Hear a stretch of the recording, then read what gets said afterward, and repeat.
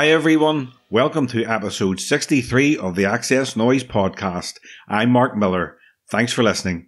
In this episode, I talk to Simple Minds frontman Jim Kerr about Act of Love, the one-off single to mark the anniversary of the band's very first performance at Glasgow's Satellite City on January 17th, 1978. If you missed last week's episode, I spoke with legendary guitarist, songwriter and producer Bernard Butler about the new box set release of his debut solo album, People Move On. So check it out, and if you like the podcast, it would be amazing if you can subscribe and share it with your friends. If you want up-to-date music news, album reviews and interviews, then check out our main website at xsnoize.com. You can also follow us on Twitter, Facebook and Instagram. Search for the tag at XS Noize Music. Here's XS Noize writer Daniel Lynch with a taste of what's been on the website this week. In the reviews section, Laurie Gava gives 8 out of 10 to Anti-Dawn from Burial. Laurie says Burial is an undisputed master of the ambient electronica scene, and on this third album pushes the envelope another couple of inches. And we've got an exclusive premiere of David Neveroy's debut album Sea Gazing. It follows 4 brilliant singles last year. In gig news, Interpol have announced their first live shows in 2 years, with dates across the US and Europe. An extra date has already been added in London. The Shires have announced their new album, 10-Year Plan, will be released in March. Check our website for full details and their latest single, I See Stars. Not content with being one of the world's biggest bands, the Foo Fighters have made a movie, and they've just announced it'll hit cinemas here on February 25th. In Studio 666, the band moves into a mansion to record an album, only to find themselves at war with supernatural forces. The trailer's streaming now at xsnoize.com. Formed in the 70s, Simple Minds have become one of the most successful bands ever to come from the UK, selling over 60 million records worldwide, having number 1 singles on both sides of the Atlantic and number 1 albums the world over, including 5 UK number 1 albums. To mark the anniversary of the band's very first performance, Simple Minds have released Act of Love as a one-off single. I caught up with Jim Kerr to talk about the new song, the early days of the band, their upcoming tour, and much more. So sit back, relax, and enjoy the XS Noize Podcast with Jim Kerr from Simple Minds. So welcome to the XS Noize Podcast, Jim. Yep, thank you. Pleasure. Simple Minds have recently released Act of Love, a one-off single to mark the anniversary of the band's very first performance at Glasgow's Satellite City on January the 17th, 1978. Now, before we talk about the song, what can you remember about that night? I remember it very vividly. I mean, the overriding thing was the sort of before and after, because to say I was nervous personally would be the understatement of the century. I was, both Charlie Burchill and I, well, actually Brian McGee as well, prior to Simple Minds and prior to our debut gig, we had spent the summer being in this punk band called Johnny and the Self-Abusers. And we probably did about 20 gigs. So although that hardly made us veterans, we had a taste for it. And even though Johnny and the Self-Abusers, it was a bit of a joke outfit, we always got a great reaction. So we're doing something right.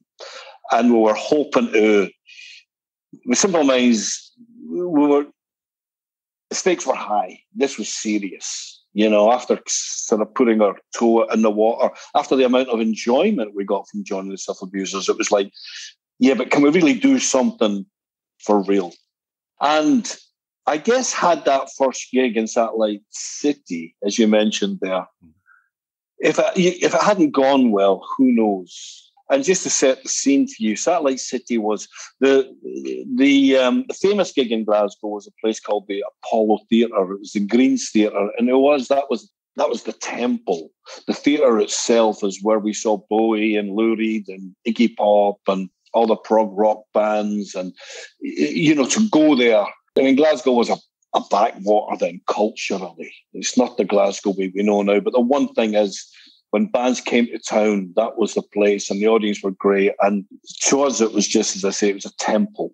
But there was an attic space above the theatre that had this ballroom or as they used to call them, discotheques in those days. And we could never get into it. We weren't cool enough. You'd go up with your best clobber on hoping you would get in, but we were still young and the bouncers would, not tonight, lads.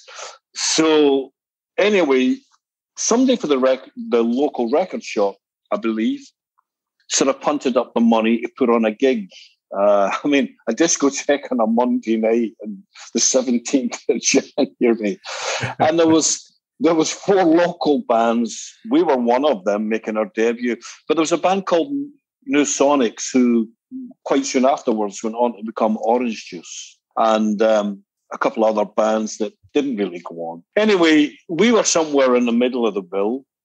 And we had rehearsed, worked for the 6 weeks in advance to come up with a set of mostly original songs. And the first song was this song called Act of Love. And, judging the fact that no one had ever heard you, no one knew you, your first song was really important because people decided within a minute whether they were going to hang around or give you attention. So your first song, you really had to make a statement. And with Act of Love, our career began that night. And although I said I was kind of frigid with nerves before going on, as soon as I heard Charlie playing the riff, I could feel the adrenaline go through me, and I just thought, this sounds... Well, I won't... Can you swear on this podcast, Matt? Go ahead. This sounds fucking great. And I was away. And the band sounded great. And, of course, me thinking it sounded great is one thing. It remained to be seen what the audience thought. But anyway, the long and short of it was we played probably about a 30-minute set, walked on to the sound of our own feet. And when we left, there was mayhem in a good way.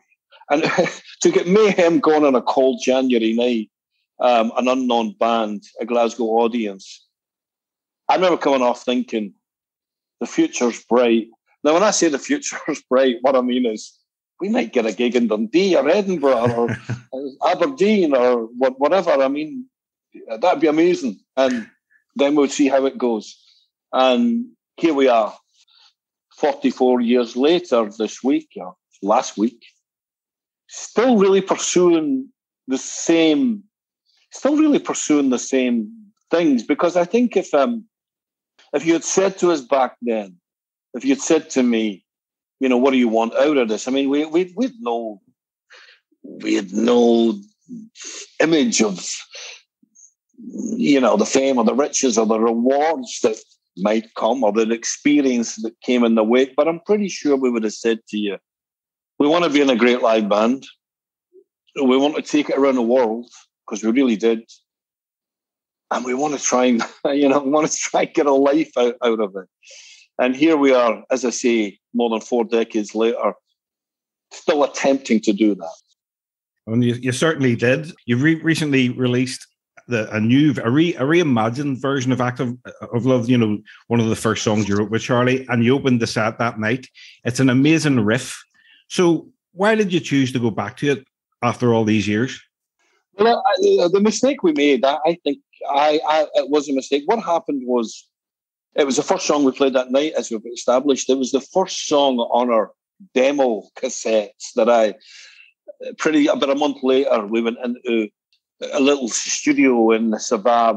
There only was one in Glasgow, and it was usually accordion bands and stuff that were there. But we went in, we recorded 6 songs, and I hitchhiked to London with the cassettes. A guy in a record shop said, "Oh, you just go down and ask for the A&R guy. I'll give you the addresses of the record companies. I'll even find you their names." I said, "That'd be great." So with these cassettes, Act of Love was the first song on the cassette, and I hitchhiked out of London. Thought, I see, I've got the addresses, I get the guy's name. I'll just, it'll be easy. Of course, couldn't get through the door. But somehow I managed to drop the cassettes off, and I went to see my pals. They were living on a squat in Kilburn and all that. By the time I got back about 2 weeks later, I was still living at home as a kid. My mum said, "Oh, these record companies have been They've been phoning. And I said, what? And she said, yeah. I said, which one? She said, son, I don't know. And I said, what do you mean? I said, never took a note. Or I said, was it? She said, would it be something BYG? I said, EMI. Oh, maybe EMI, son. Or was it CBS? Oh, DKB? Oh, ma, you must. She said, listen, if they really want you, they'll phone you back. And they did. So Active Love was the first song on the cassette. And so between the gig and being the first song on the cassette, it was the first anyone heard of our band. A year later, by the time we had a record deal, we had moved on and we'd written a ton more stuff. And I think we had got bored with it. And amongst the stuff we recorded for the debut, it just kind of got left out. And I always thought that was an error. I always thought it was a brilliant riff. Didn't necessarily think it was a brilliant song, but thought it was a brilliant riff. And at given time, one day we should go back to it. But time passes and you never do. And then some point during the whole COVID thing, we were working and stuff. And I said, let's get to this riff. Let's work out how we can capture that juvenile spirit. But I think with the experience of songwriting craft now, there'll be missing parts. And see if we can stick some new bits in it and kind of try and make it seamless.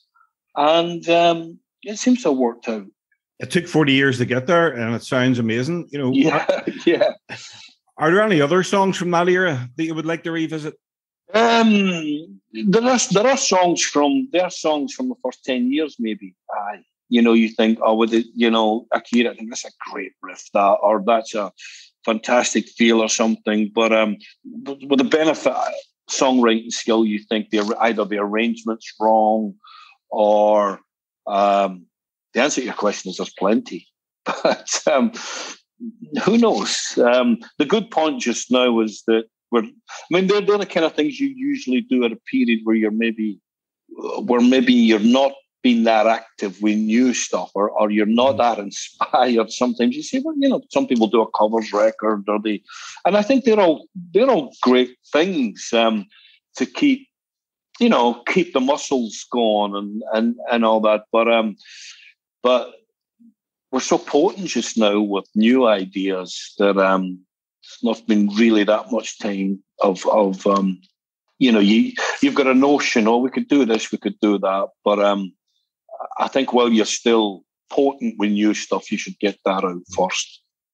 And one of the songs from those early demos was a song called The Cocteau Twins, which caught the attention of Liz Fraser, Robin Guthrie and Will Heggie, who named their band The Cocteau Twins after hearing the song. So Simple Minds were inspiring artists from the very beginning. Well, that's true. We used to go through to Grangemouth to play, and the boy Guthrie's brother was the promoter. And he would get his gigs, and we talk about, we would get to open up for some of the bands that were the original prototype for us, like early Ultravox and Magazine and all that. He was putting them on in Grangemouth, Grangemouth Town Hall, and he knew that was our kind of thing. And obviously we would send him the cassettes and stuff, so I could only assume that his younger brother, got to cop onto that. But if we have inspired others, then that's a great thing. It's a great thing, because we were certainly inspired by a whole host, and we still are. We still are. We still refer to the people, Bowie and Roxy and Lou Reed and the Velvet Underground. The song, we spent ages the other day trying to get the Velvet Underground piano sound on a new thing we are working on. So it shows you that your DNA, the thing you take things to begin with, and that's the soil that you then try and grow something of yourself out of. Simple Minds released 5 albums from 1979 to 1982. I mean, that's only 3 years, whilst you were still in your early 20s, which is an amazing work ethic. So what was pushing the band forward then? All we wanted to do 24 hours a day. And it, sometimes it was 24 hours a day, stay up all night and play music. We couldn't believe having a record deal, which meant we didn't have to have lousy jobs and you know, some kind of budget to. We would often when we rehearsed, there wasn't really facilities in Glasgow and all that, and London kind of freaked us out because we wouldn't, you know, when you're from the provinces, you go to London, very few just slot in.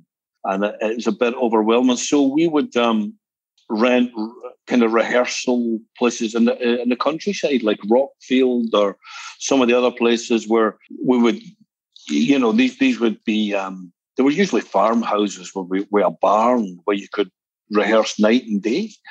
And so when we weren't touring, that's all we wanted to do. And also, although the band started with Charlie and I writing songs, you know, pretty soon Derek Forbes and Michael McNeil and, you know, everybody was chipping in ideas. So, yeah, that's just, we did it night and day. Would it be fair to say that it wasn't until New Gold Dream you certainly found your voice and the Simple Minds sound arrived? I think, yeah, I mean, it's funny when people ask about New Gold Dream and what it was about and that title and all that. And I always found it hard to articulate it. I still do, but you're right what you say there, because for me, the New Gold Dream thing, I felt when we were making the record, I felt, okay, this is us. We've got our own thing now. Or this is the sound of Simple Minds. It was almost like we're still, our influences were still wearing them on our sleeves, but our influences were still there, but we had grown ourselves. We'd grown something that was very much intrinsic to ourselves out of it. And for me, it was almost like the alchemy, the mix. It was all these things the previous years had come together. We'd put it in it all melds. It was in this mold. And here it was. This was the sound of New Gold Dream. This was us producing our own gold. This was us, you know, producing our own metal. And that was our fifth album, which is amazing because now, you know, you wouldn't get the chance to do that now. But that was what it was like back then. Record companies took a shot on you, and quite a lot of those bands, some, you know, are contemporaries.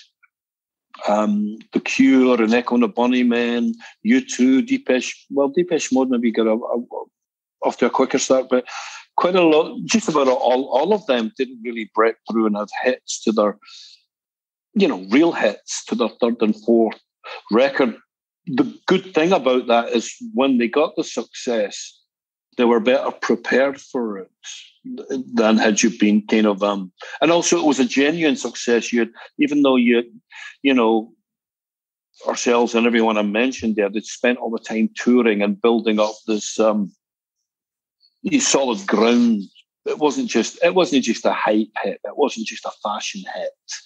It was you'd built up a name for yourself, and then the right song comes along where the mainstream can find a way into it. And it's interesting you mentioned those bands because, like yourselves, they're still around today. Yeah, they are. I mean, and we, some of the crew we work with them, and you know, they'll be with Depeche Mode last year, or our tour manager will have worked with the Cure, and yeah, who would have thought? But it's absolutely amazing. It's amazing that there's an audience that still feels, still wants to plug into that, especially live. You know, live people turn up and they're thousands, and in some of those cases, hundreds of thousands. We were talking about New Gold Dream. The first big hit single from that album was Promised You a Miracle, and it was your first Top of the Pops appearance. You wore white leather outfit with black boots. When you were on Top of the Pops, surely you must have found, right, we've made it here. You know, what can you remember about that show? Well, so the funny, again, you know, the funny thing is, to people outside the UK, are people who don't even know Top of the Pops for our generation. That was it. You know, if you were on Top of the Pops, it was like, this is, I mean, I remember, I mean, growing up in Glasgow, we didn't even know anyone was in a band. We hadn't met anyone who was in a band. We didn't know anyone who wrote. I mean, some of the guys at school, their brothers had a guitar, or maybe somebody played in a wedding band or something, but we didn't know anyone who wrote their own songs. There was no scene to talk of because it was still, you still had to go to London then. So if you were from Manchester or Liverpool or, just prior to our time, everyone left to go to London because it was so kind of London-centric. Punk changed that and indie changed that. But so we didn't know, it wasn't, you can go along the road to the woman along the road who worked with your ma, whose son had been on Top of the Pops. It's just, you had more chance of being an astronaut, or you had equal chance of being an astronaut. So to get on Top of the Pops, but it's like all those things when you start now, this thing that you've iconic thing, and you go in, and the studio's a tatty wee place, and it's all a bit plastic and cardboardy, and you've got 5 minutes, and the camera crews are a bit bored and they don't care. It's just, you're just another. But at the same time, it's Top of the Pops and you better deliver. So all of those things were going through my head at the time. Well, you mentioned about David Bowie being a hero, Iggy Pop being a hero. I mean, Simple Minds took the name Simple Minds from a lyric, and Gene Genie, so simple-minded. So how amazing was it when you got to sing backing vocals on a song with Bowie and Iggy Pop, almost by accident at Rockfield Studios in 1980? What's the story behind that? Well, you're right. I mean, Bowie and Iggy Pop and Lou. I mean, we signed with. Tell you a story.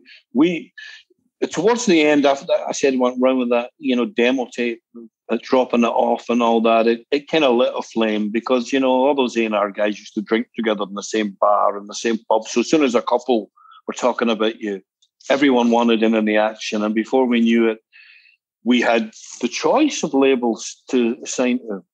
And I wanted to sign with Arista because think of the logic. You say, well, they've got Iggy Pop, they've got Lou Reed, they've got Patti Smith.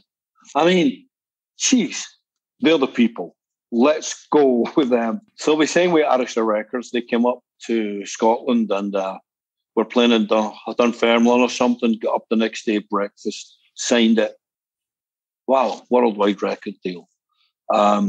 They said, come down to the building in January, we'll have a talk about producers and all that. So we go down to these record company offices, London, Arista, who were signed to, and I'm thinking Iggy Pop, Patti Smith, Lou Reed.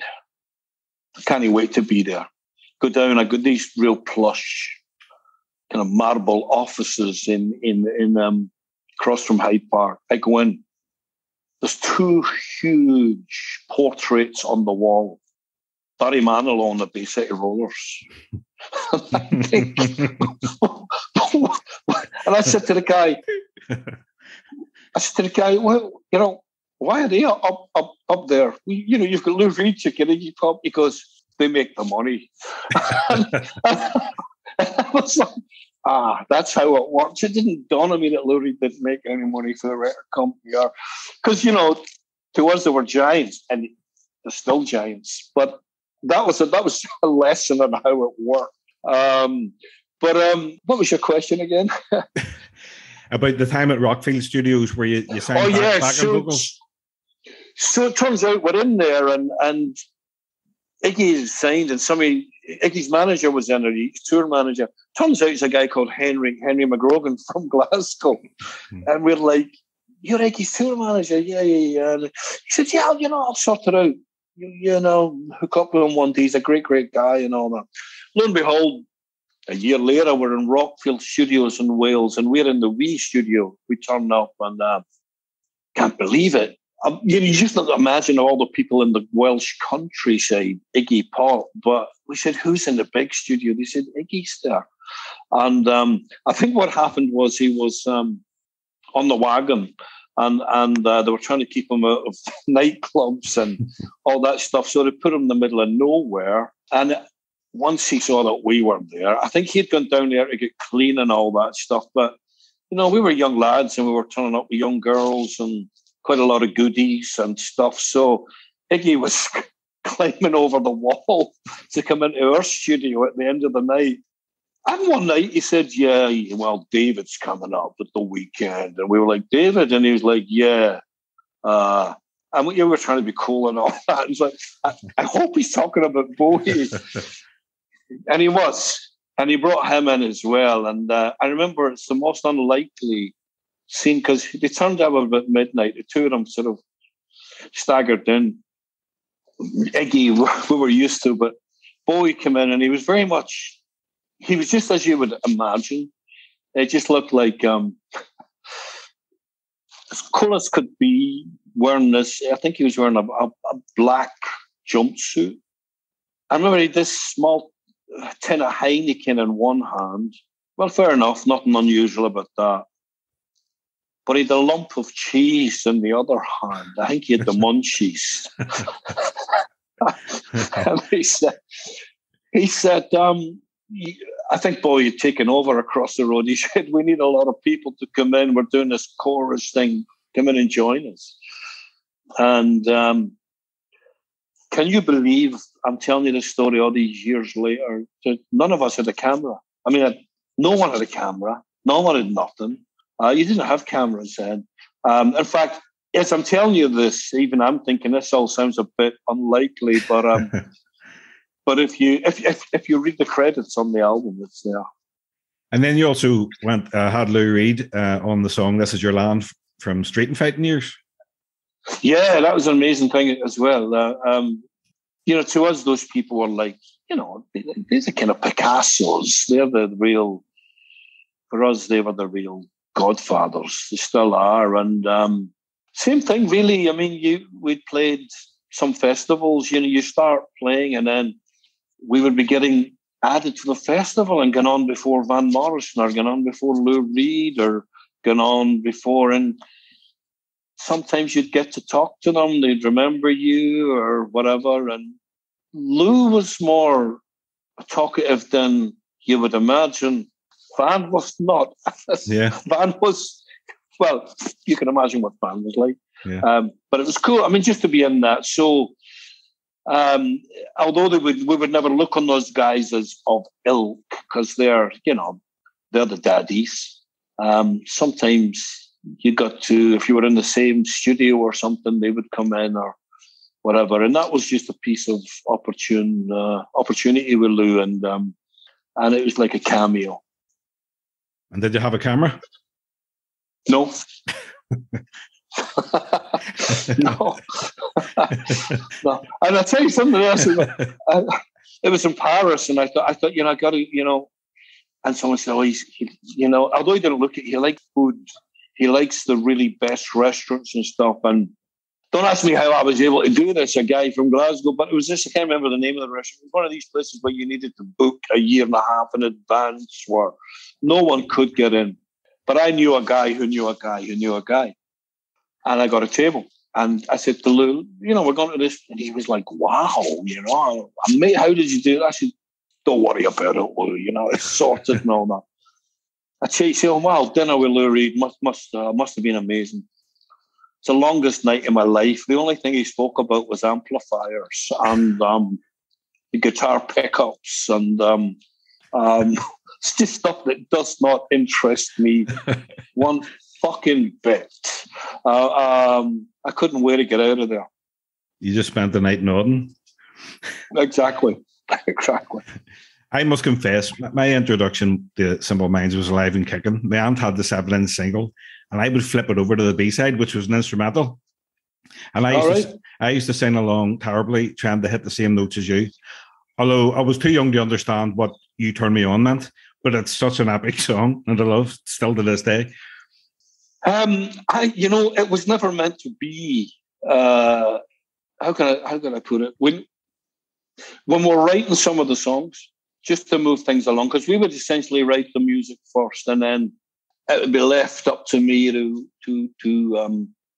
I would have a lot of our songs came from jams, and when the guys were playing, I would be taking it all in, and I would inherently be thinking that bit at the end is the intro, or that chorus is a middle eight, or I had quite a good way. I still do of I can see where the pieces go. I don't come up with the pieces, but I can see where they go. And they would say, well, can you sing something on it just now? And I'd be like, I don't have any words yet. But just put a voice on it, do vocalese, just put something on it to get it moving. It didn't really matter what the words is. And in the case of Live and Kicking, the opening line, You Turn Me On, it was always meant to be replaced. It was just like to get things going, and we'd go back and, in my mind, I would come up with something much more mysterious and it's kind of thing Marvin Gaye would have sang in his dreams or whatever, or it just wasn't ours. But Jimmy Iovine wasn't having it. Once I rewrote the thing, he said, "We're keeping that line. That's the line. That's the line. That's the line that got my girlfriend interested in this." She keeps saying to me, "Play the You Turn Me On song," and now you're just going to go and discard it, not having it. And he kind of, I guess he wrestled me to the ground in the end, and I gave in, and it just works. Absolutely. In all interviews you've read or heard, people always ask you about, "Don't You Forget About Me." I'm not going to ask you. I know all about that. I want to know about Banging on the Door from Real Life album. It's a beautiful song and one of my favorites. What can you tell me about writing that song? It's an absolutely beautiful song. And the album, it comes from real life. I mean, we were, the pressure was on because that was the first album we worked on. Essentially, by that time, Michael McNeil had decided he no longer wanted to play a part, and Mick had brought so much to us. He was a keyboard player and stuff, but the last couple of years when Mick was around, the technology was changing a lot, and Charlie had his own little home studio. Charlie was interested in playing the piano much more and writing with the piano, not in terms of he wasn't looking to play keyboards live or even in the studio, but he was using that as his writing tools. And a lot more songs that Charlie was coming up with. Prior, he would come up with a guitar riff or something, but now he was coming in. Everyone had their own little porter studio. When we got together, the guys would have a cassette of their ideas. And just as Mick was kind of making it bit obvious that he wouldn't be around much more, Charlie was coming up with this stuff that had not just guitar, but guitar and keyboards. But I was still thinking, well, how are we going to do this if Mick goes? Who are we going to get to play? Who are we going to... It'd be so hard to fill those shoes. And it turns out that on the first session we did without Mick, Charlie had songs like Let There Be Love, Banging on the Door, Real Life Itself, See the Lights, all with keyboards, and all beautiful keyboards and beautiful guitars. He had kept it quiet, the progress he was making as a keyboard player, as well as being a brilliant guitar player. And so Banging on the Door, to answer your question, is a Charlie Burchill composition from top to end. And my opinion, well, I'm glad you pick it up. It's one that we play live. Beautiful, beautiful song. Yeah, I love it. It's one of the lesser known, Simple Minds songs, but it's absolutely it's a great, great. Yeah, I like the intro as well. The beautiful intro. It sounds like the clouds. It just sounds like there's a sort of cloudscape, and out of that comes this whole world of music from Charlie. That's the way I see it. To celebrate 40 years plus of hits, Simple Minds reboot the world tour in March. How much are you looking forward to getting out there and seeing the fans? Well, this is what we do. First of all, I have to say, we how can I say this? People listening think, what does this mean? Of course, we're incredibly frustrated. We were only 10 days into a world tour, which was going to last best part of the year, when we had to knock it on the head as the whole world ground to a halt. Within those 2 years, we've kept ourselves well busy. I think because we've kept ourselves so well busy, I said to someone, I haven't missed this as much. I haven't missed it as much as I thought I would. And they said, what does that mean? You're going off tour? And I thought, no, we've just been so busy that the 2 years has whizzed past. We're very fortunate. A lot of people been through hell these 2 years, but we kept it going. However, Simple Minds, going back to the opening of the interview, it's a live thing, and it feels so great to be part of something that brings so much joy to people when they come along and get into the gig and lose themselves in the gig. And, there's very few things that can do what live music does. And especially a certain type of live music where the band and the crowd work together. And it's a kind of communal thing. There's an energy in that going back and forward. And there are so few things where that happens. Even football doesn't do that because you get beat at football. Whereas you don't get beat with Simple Minds. we win every night. Well, as part of the tour, you're stopping off at Custom House Square in Belfast in August. I mean, you must have played every venue in the city over the years, and I've always had a great relationship with Belfast. You even wrote a song about it. And of course, Belfast is a lot different now. It's a much better place than what it was when you wrote Belfast Child. What memories do you have from being in Belfast and playing in Belfast over the years? Some of the best ever. And I say that, I say that without exaggeration. We had the greatest times in Ireland, both Belfast, Dublin, Cork. But Belfast particularly in that Belfast and Glasgow are so close.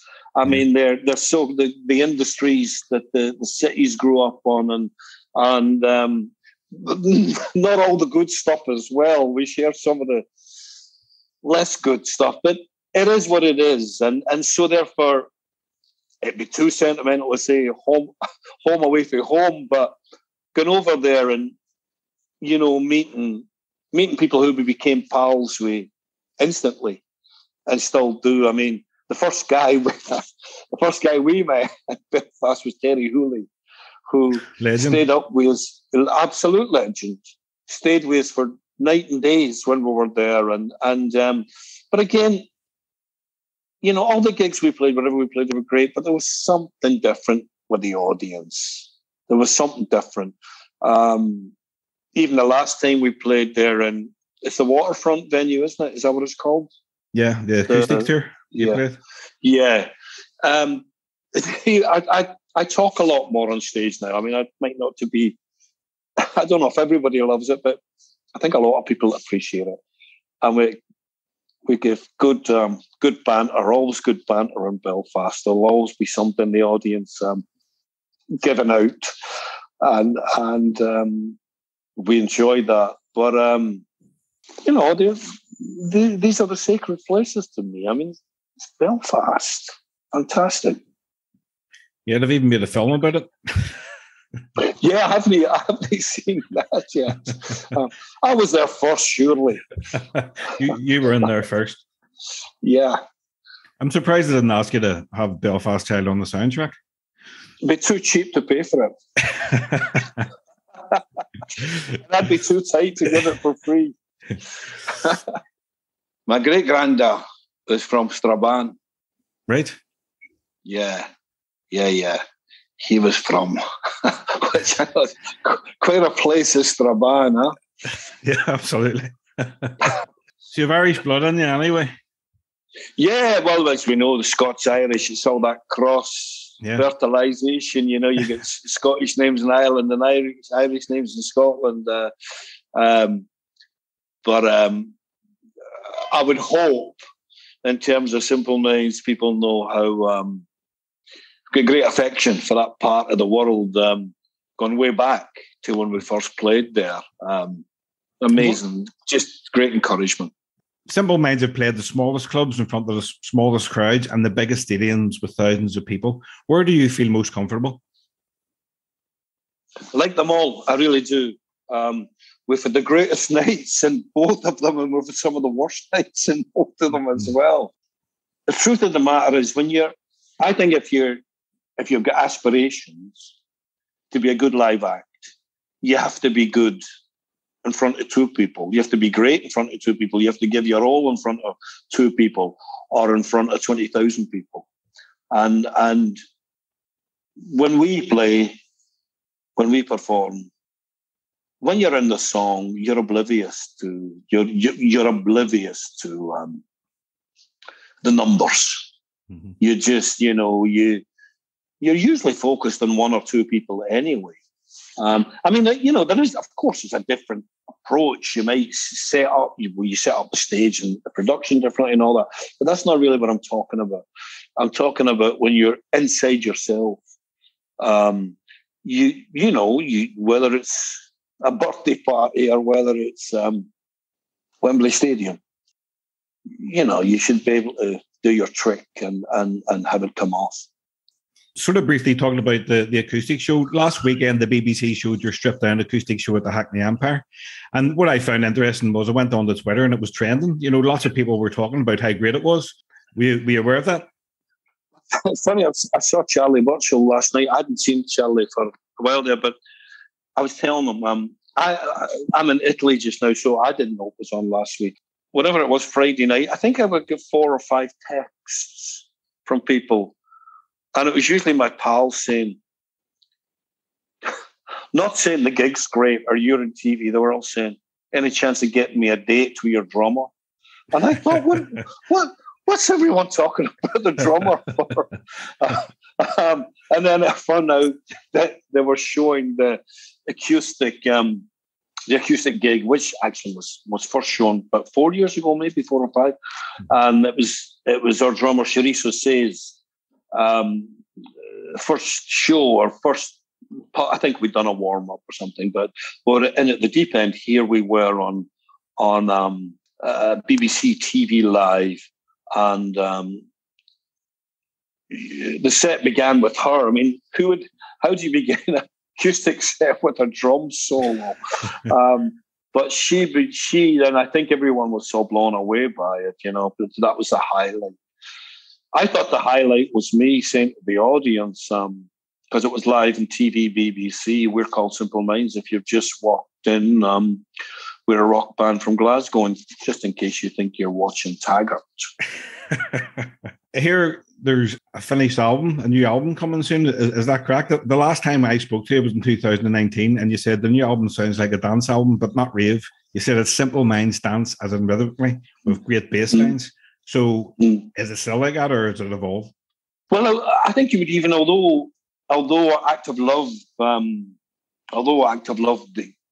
riff is obviously a rock riff. I think if you look down the bottom there, the way the bass and the drums are, it's dance as in Simple Minds dance. So we have carried that through on some of the songs. I mean, where we are with the album is, it could be a double album the way it's gone on. I mean, we just, after that first year, we thought, yeah, we're going to have to go home for a couple of months. Here we are 2 years later, but we finished what we thought was the album. Not November before. And then when it turned to, God, there's another year of everything on hold. Let's just keep writing. And so we have this chunk of stuff. I mean, and there's a possibility of it being, something monumental. That would be exciting, because your previous 2 albums, Big Music and Walk Between Worlds, were highly acclaimed and successful worldwide. I mean, The Ladder was your highest charting album in 23 years. So because of the success of those 2 albums, did you feel any pressure going in to record the latest album? I mean, there's all manner of pressures, but really there's only one pressure.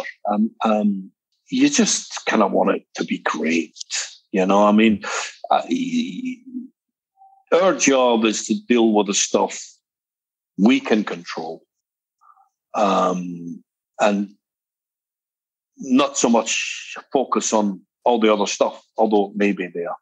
You can only really work on your side of stuff and try. I mean, when I say get it as best, I mean we'll write a song.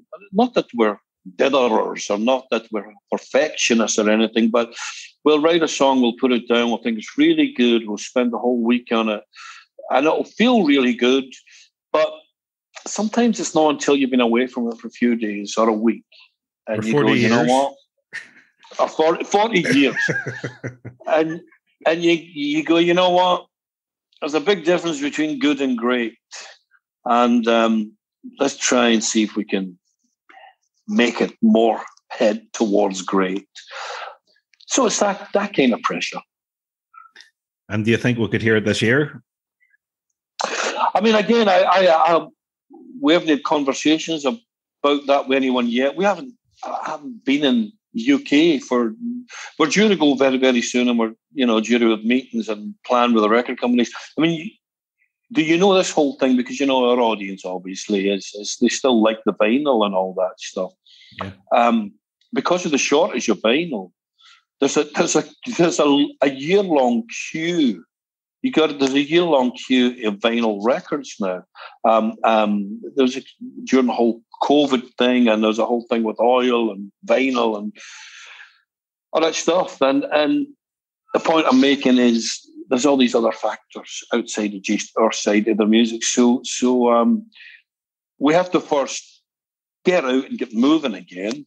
That was a great thing of having Act of Love out. At least, it kind of symbolically kickstart things. Come back with high energy song, bit classic Simple Minds, get the fans talking and that again. And then fingers crossed, first day of spring, 1st of March, our tour is due to start. It'll take us through most of the year. And that's a tour that's been postponed twice. Mm-hmm. So not only do we want to do it, but we're obliged to get that out the way. It was promoted as a 40th anniversary tour, essentially a greatest hits tour. Bringing out a new album amongst that, it could kind of get lost, if you know what I mean. Yeah. It's like what we're a really good record deserves its own space. It deserves the focus on it alone. So, being so, I would think, we still have the meetings and stuff, but I would think that it's doubtful the record could come out. But, doesn't mean to say that we can't put out, songs as we go along. I've this week see the release of Themes from Great Cities, A New History of Simple Minds by music journalist Graham Thompson. Are you aware of that, or have you been involved with it? I've been told it's great, and we, some of the guys, including myself, participated in it.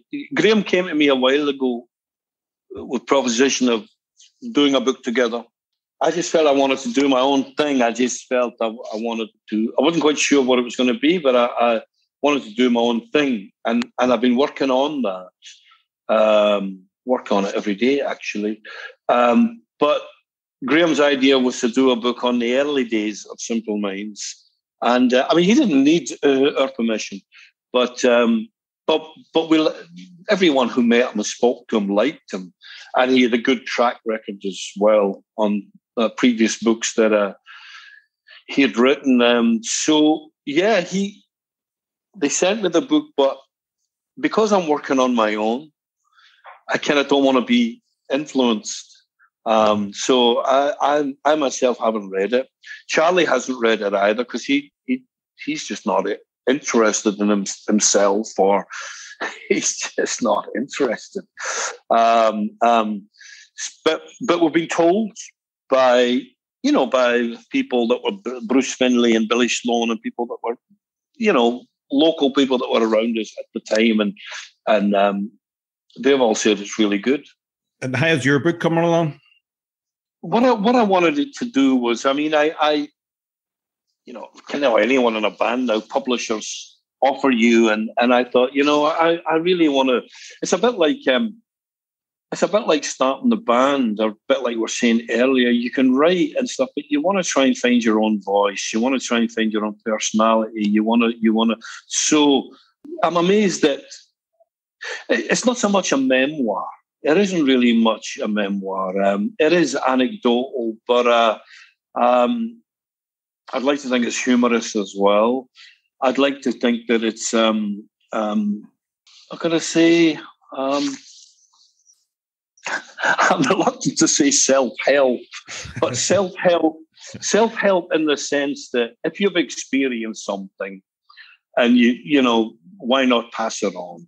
Why not? You know, if you've made a huge error or something, or you've got some regret, why not say, listen, I don't advise you to do this or that. So it's like I'm trying to incorporate a lot of different things. And in doing that, it might end up being a wee bit more unique than the standard rock and roll bioc, or even God bless them, you know. If you're from Glasgow, invariably it's the books about your hard time in the Gorbals, and this, you know. It's like, Jesus, I'm kind of had enough of that. Even though it very much the background we're from. So I think the answer to your question is I'm being hard on myself. Whether it sees the light of day or anyone ever gets to read it, I don't even know. But I'm enjoying the writing as much as I enjoy the songwriting. So that, you know, that tells me something. I look forward to seeing it someday down the line. Yeah. I've got the title. Oh, what's that? I can't tell you, but I've got it. It's a beauty. It's a beauty. Someone might nick it. Simple Minds have had many lineups in your long career, but you and Charlie Birchall have stuck in there. What's the secret of your long-lasting relationship? We're incredibly fortunate, Charlie and I. We're fortunate even from the start, where our parents moved into houses in the same street. It's a well-documented story, especially people who know Simple Minds, but I've known Charlie since I was 8. We moved from the Gorbals to this new housing estate in Glasgow, Tory Glen, and Charlie's family had moved in a few months previously. I was in the high rise, his family were in the masonettes. And on the very first day, as mum and dad were, you know, they called it a flitting. Do you call it a flitting in Belfast? Where you moved houses? We called it a flitting, as in you flit from there to there. Yes. Yeah. So, you know, and we got taking the furniture up, the elevator, get out and play, get out of it, get going out and play. And they were still building the housing scheme or the housing project. And it was still like a building site. And we went down the road and there was a gang of kids playing on it's like a sandcastle, cement and all that. And Charlie was the king of the castle. He was sitting up top, and I met him the first day we were there, and then we later on went to school, and we weren't always best friends. We were a gang. We were a gang of friends. But by the age of 14 and that, we had the same taste in music and I guess an excessive passion. And that passion has it's highs and lows, whatever. It's the passion or the desires to in our own little heads, we see Simple Minds as some sort of crusade. We're not quite sure what it is. I mean, we're Don Quixote and Pancho Villa. We're not quite sure which one's Don Quixote, though. I think it's me. He thinks it's him. And, you know, we're still tilting at windmills. We're this is our thing. I mean, I'm looking out at a terrace just now, the same terrace where him and I had a screaming argument a few weeks ago. We stepped outside so that the people in the room working with us wouldn't have to witness it, because we knew we were going to have one of our annual scraps. The unfortunate thing is, gone out on the terrace, the whole building heard it, and it lasted for about 20 minutes. The great thing is we're able to put it behind us, and we don't, you know, no one takes a hump the next day or gets bitter or any of that stuff. And also how great that after 40 years we're still that passionate, because we're fighting about the music. We're not fighting about, you know, who had the biggest room in the hotel or who had the most money, or we're fighting about the music. That's still that passionate to us, where even though we're best pals, we'll have a right fight about it. The fight usually comes through the frustration. It's a piece of art, you know, and although we're 90% of the times we're on the same page, you're not always on the same page. I like to ask all my guests the following questions. Out of all the albums in your collection, who do you have the most albums by? It would be either Roxy Music or David Bowie, probably joint both. I would think, because they were there.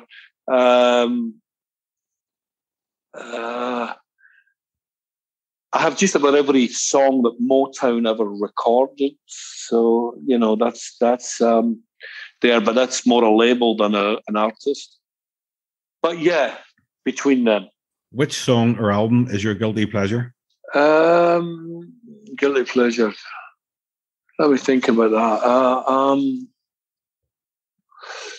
I don't know. I mean, it's you could have a guilty pleasure single. I don't know if I got a guilty pleasure out. I mean, maybe some people will say ABBA. ABBA are really cool or whatever. It would be the guilty pleasure would be some of the prog rock stuff, I guess, because people maybe now people are a bit less harsh on it. But in the 80s and the 90s, or even when we started our first interview, we NME. I told them how the first gig I saw was Peter Gabriel with Genesis and stuff, and they slated me for that. How could you be so uncool to admit to liking prog rock? But I still love those early records. Genesis. I don't know if I play them, but I they're a part of me. So yeah, maybe some of the prog rock stuff. Thanks very much for taking the time to do this. I know I took a lot of your time, so I really, really appreciate it. Yeah, I look forward to seeing you in Belfast in the summer. All right, Mark. All right, have a good day, Jim. Thank you. You be good. Bye-bye.